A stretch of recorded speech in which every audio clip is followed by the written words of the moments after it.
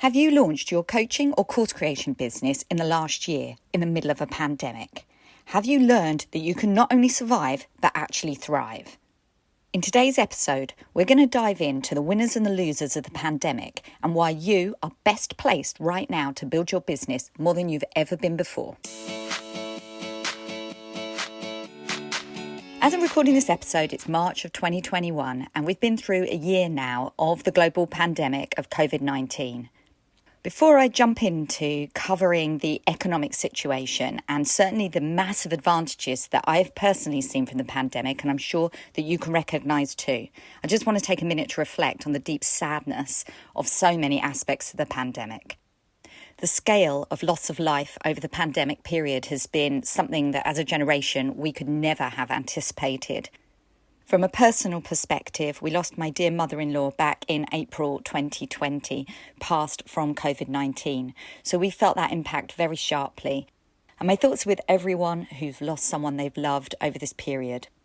And many have been left with long-term effects of illness, and indeed the loneliness and isolation have been a massive effect for so many people, not least our children who have been home from school for a considerable amount of time in nearly all places on the planet.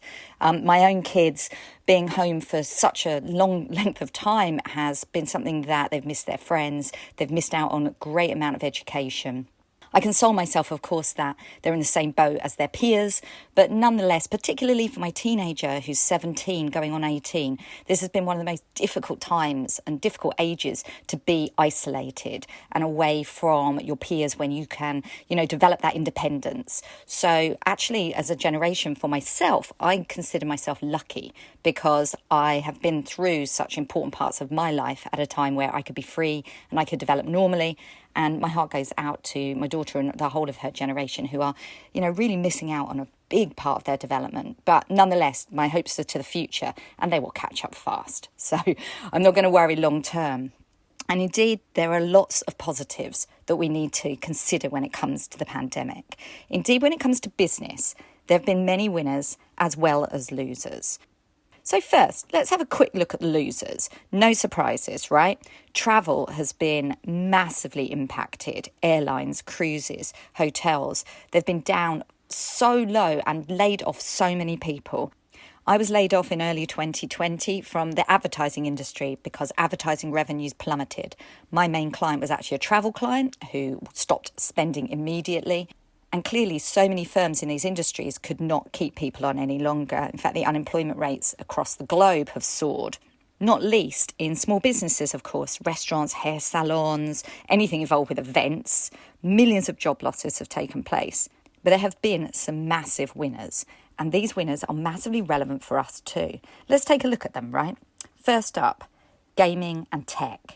Did you know that Disney Plus added an extra 87 million subscribers last year? Nintendo Switch sold out, and we've seen record growth from Facebook, Amazon, Apple, Google, Netflix, and Zoom. I mean, who even used Zoom before the pandemic? And now I probably spend the majority of my day on Zoom. It's become a noun, it's become a verb. It's like, have you Zoomed? It's just incredible how much our lives have changed. Because, of course, now we're working from home. And that adaptation to working from home means that delivery services have soared. Like Uber earned more from its Uber Eats branch than it did from its ride sharing. And what about like home workouts? I'd never even heard of a Peloton before the pandemic. And now their revenue's more than doubled. And if you haven't heard of it, it's an interactive fitness bike that has just gained massive popularity. So many people I know have one. I personally don't, but I'm not going to rule it out. And also pet companies. Demand for pets has soared, and now 87% of US households actually have a pet. In fact, we adopted my cat Olive in the middle of the pandemic last year, and now I'm after a puppy. My husband has tentatively agreed, so that's on the cards for us in 2021. Now, as an office worker who used to commute into my advertising agency in the centre of London every day, there's no way I would have ever got pets, certainly not a cat, never a dog. It just would never have happened. And me, myself, much like many other people, are now realising that our lives have changed. We work from home, and because of that, our behaviours changed. And that behaviour change is actually what I want to get into a little bit now. So one of the biggest trends that has changed so much, happening over the last few years, but increasing tremendously over the pandemic period, has been the knowledge broker industry. Now, you and I live and work within this industry, and people are now learning from home in their droves. It's a $355 million a day industry. People are now confident to start learning online independently.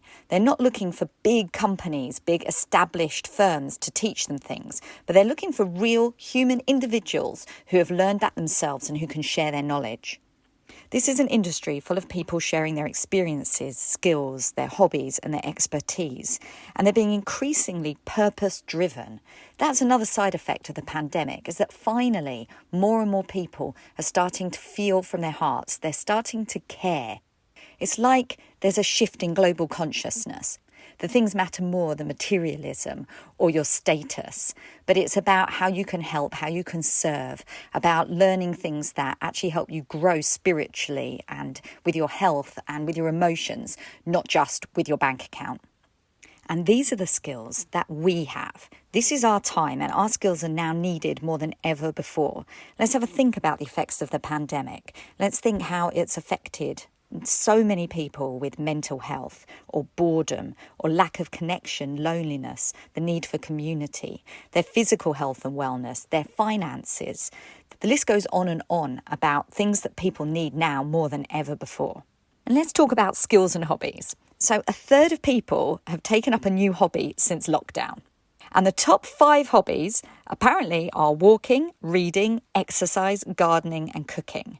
But likewise, anything that you have that's a hobby is something that's now in demand. Other hobbies that people are taking up in their droves include writing and journaling, crafting, learning music, learning how to knit. And in fact, a resurgence of the miniature railway model making meant that Hornby ran out for the first time in their 71-year history. So if your skills and your new business are focused on any of these areas, whether you can help someone develop their financial future, whether you can help someone meditate or improve their physical fitness, whether you're a business coach who can help them develop their business skills like me, or whether it's a matter of simply solving their problem of boredom, this is now your time. And it's so essential just to understand how you can help, because this is where your business is going to thrive.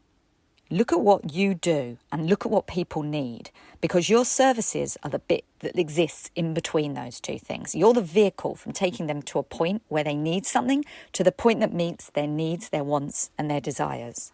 And indeed, the other great thing about the pandemic when it comes to business is that we now have the tools more than ever before.